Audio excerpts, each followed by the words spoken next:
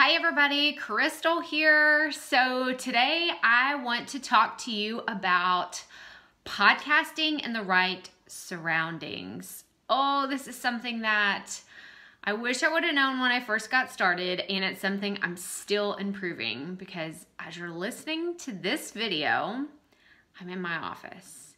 This office has floors that are tile. There is a rug in here, and I used to put blankets everywhere to try to decrease the amount of echo in this room, but I've realized I can't make it any better. Like, I can put blankets everywhere. I don't know if it's just I need more furniture in here or I need the desk to be in the middle of the room. I don't know what it is, but I have found a solution, and I wanted to share that with you today because maybe that's something that you struggle with. When it comes to your podcasting and your recording and your surroundings. Guys, I do not record my podcast in a studio. I do not have a studio. Maybe one day, like, that's the dream. I could put the padded walls up and have have my mic box or whatever, like make everything sound super professional. But if you've listened to my podcast, The Rookie Life, you know that we have some sound challenges here and there, but we push past them anyway because I believe that the content that we create and that we deliver is way more important than the little audio hiccups that we have here and there. And there are probably things that I could do today to make them better, but I would rather concentrate on bringing you the best content possible than making it sound totally professionally done, because let's be honest, I'm still a rookie, right? I'm figuring it out as I go along because that is the rookie way. So let me introduce myself again. Like I said, I'm Krystal Proffitt. I am the founder of the Rookie Life podcast. I blog at krystalproffitt.com. You can find me on Facebook, Instagram at krystalprofittTX. And because I'm a Texas girl, I'm just, we're proud people. I got Texas on the end of my name. But so today I wanted to cover some of the solutions that I have found. And I also teach podcasting. That's another reason why so I teach podcasting at Rookie Podcasting. It's an online course that I developed to teach you how to start, launch, and market your podcast. It's not open for registration right now, but if you're interested, then I'll have a link for you to join our wait list for 2019. But anyway, the reason why I think that this is so important is because, one, I think that a lot of people get tripped up thinking they have to have just the right environment to record their podcast, and that's not the case. Like, I've heard podcasts that are literally, they record them on their phone. I feel like I'm a step above, fancier than that, because, they turn on the voice memo, record it, then they upload it into, their editing software, and then they put it on their hosting site. So I do feel, I'm a little bit fancier, but not much. And I've heard other people say that they've listened to ones where you can actually hear the road noise because someone's recording on their phone. So you don't have to be fancy, guys. Like, if you're interested in podcasting, there are totally ways to get around any of the hiccups that you may see.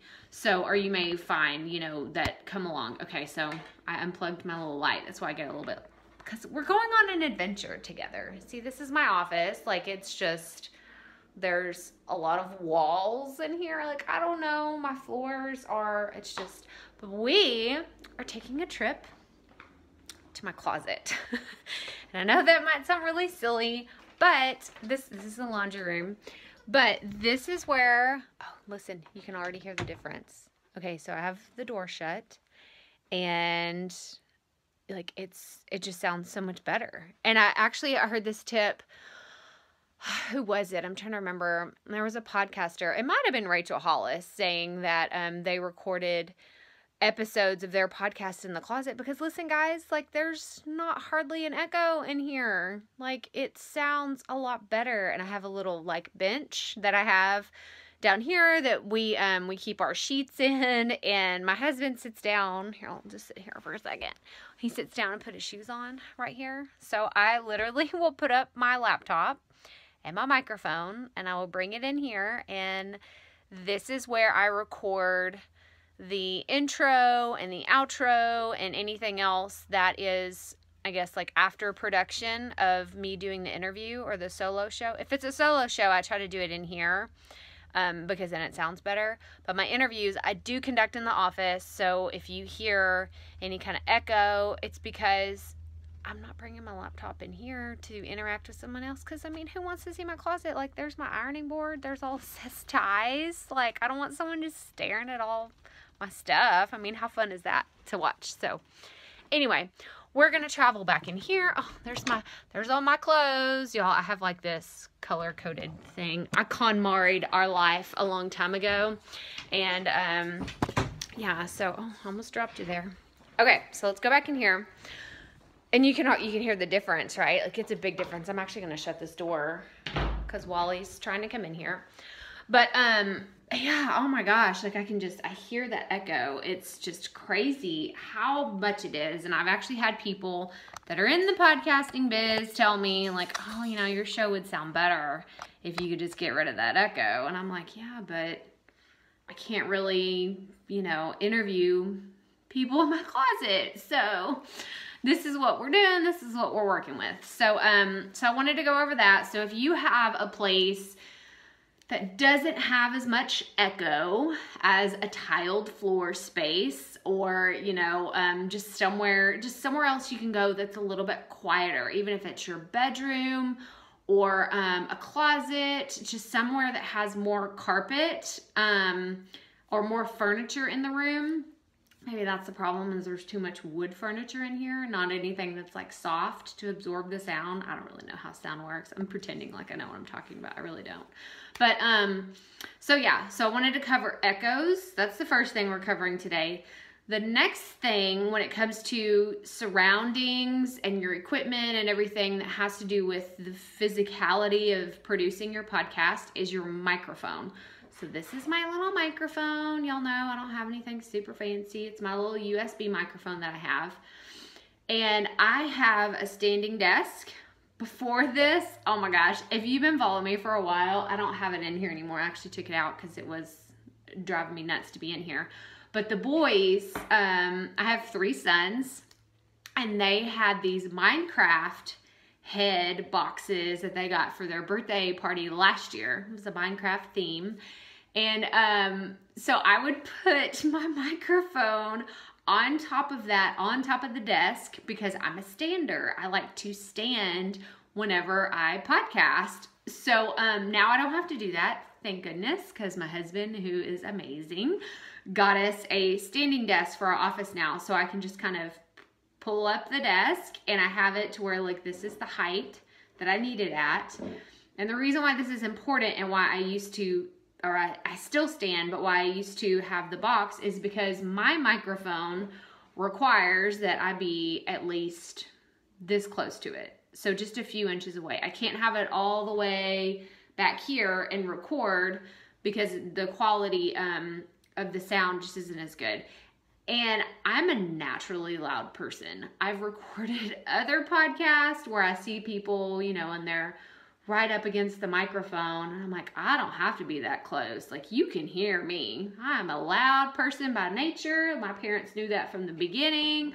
I was a cheerleader since the age of 4. And I think the only reason why I made the squad the first year is because I was so loud. I think I made like the walls vibrate in the gym when I tried out because I'm loud. Maybe that's why I'm perfect for this kind of thing, but I'm a loud person. So I wanted to cover mic position. So we covered echoes, mic position. So the closer, like, you kind of just have to know your equipment.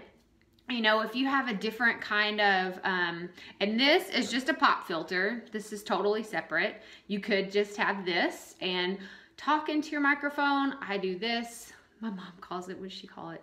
The spit catcher or the spit flap. I don't know what she called it, but it's like, okay, any spit that comes out of your mouth. And I'm like, yeah, I kind of do that too. So that's what that is for. That's what that's used for. And then the last thing I wanted to talk about is standing versus sitting. So for me, like I said, I'm a stander, and I feel like I can get more air into my lungs. Like this is our biology lesson of the day. I feel like I can project more and speak more clearly when I'm standing up. Now, when I sit down, because I've recorded things when I'm sitting down, I feel like I have to take more breaths. Maybe my lungs aren't as expanded, or I don't know what it is. I'm just used to, and I think that's the other thing. I use my hands. Like I like to move around. I feel like I can kind of, you know, do a little jig, like dance. I don't know. But I like to stand whenever I podcast. So, yeah, that's a preference thing. I think that there's people that love to sit. They love to have their notes. They love to have everything set aside. Even before we had this standing desk, I would stand up. I had another box. Oh, I have to go find these pictures. I had an Amazon box, like a big one. I don't remember what, it was something that got delivered in this big Amazon box. I would put that, so I'd have my Minecraft box here, and then I would put this other like long, skinnier box that I put my keyboard on top of. And that's how I worked. I worked with my boxes for a long time because I worked better standing up. I have more energy. I guess it's, you know, there's blood flow everywhere, and it works best for me.